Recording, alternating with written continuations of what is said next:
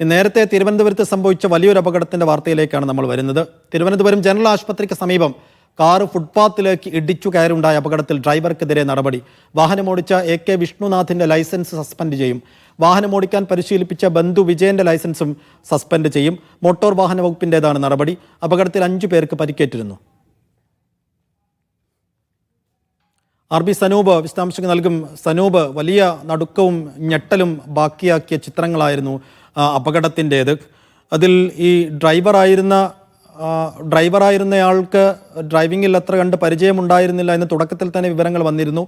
പക്ഷേ അയാൾ ലൈസൻസ് ഹോൾഡറാണ്, അതുകൊണ്ട് ലൈസൻസ് കട്ട് ചെയ്യാൻ ഇപ്പോൾ മോട്ടോർ വാഹന വകുപ്പ് തീരുമാനിച്ചിട്ടുണ്ട്. എങ്ങനെയൊക്കെയാണ് വകുപ്പിൻ്റെ നടപടികൾ?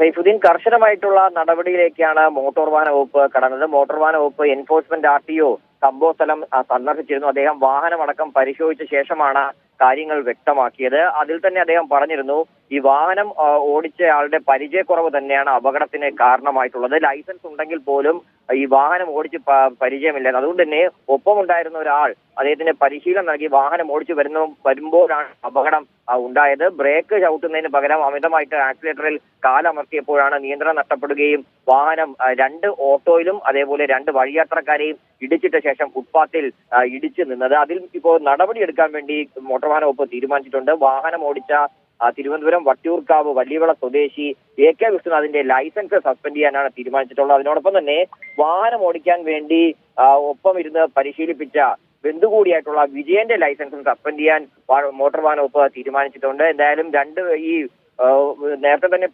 കന്റോൺമെന്റ് പോലീസും കേസ് രജിസ്റ്റർ ചെയ്തിരുന്നു. മനഃപൂർവ്വമല്ലാത്ത നരഹത്യക്കാണ് കേസ് എടുത്തത്. വിഷ്ണുനാഥിനെ പോലീസ് കസ്റ്റഡിയിൽ എടുക്കുകയും ചെയ്തിരുന്നു. നിലവിലിപ്പോ 5 പേർക്കാണ് പരിക്ക് പറ്റിയിട്ടുള്ളത്. അതിൽ 4 പേരുടെ നില ഗുരുതരമാണ്.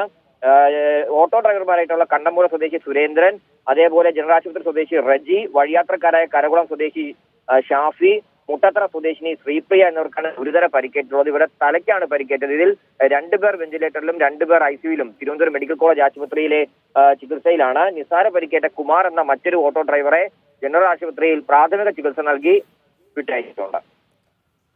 ബ്രേക്കിന് പകരം ആക്സിലേറ്ററിൽ ചവിട്ടിപ്പോയതാണ് വലിയ അപകടത്തിന് കാരണമായത് എന്ന വിവരങ്ങൾ നേരത്തെ തന്നെ പുറത്തു വന്നിരുന്നതാണ്. ഇതിൽ 4 പേർ ഇപ്പോഴും ആശുപത്രിയിലുണ്ട്. 4 പേരുടെയും നില ഗുരുതരമായി തുടരുന്നു എന്നാണ് മനസ്സിലാക്കാൻ കഴിയുന്നതിന് പിന്നാലെയാണ് ഇപ്പോൾ വിഷ്ണുനാഥിനെതിരെ മോട്ടോർ വാഹന വകുപ്പിൻ്റെ നടപടി.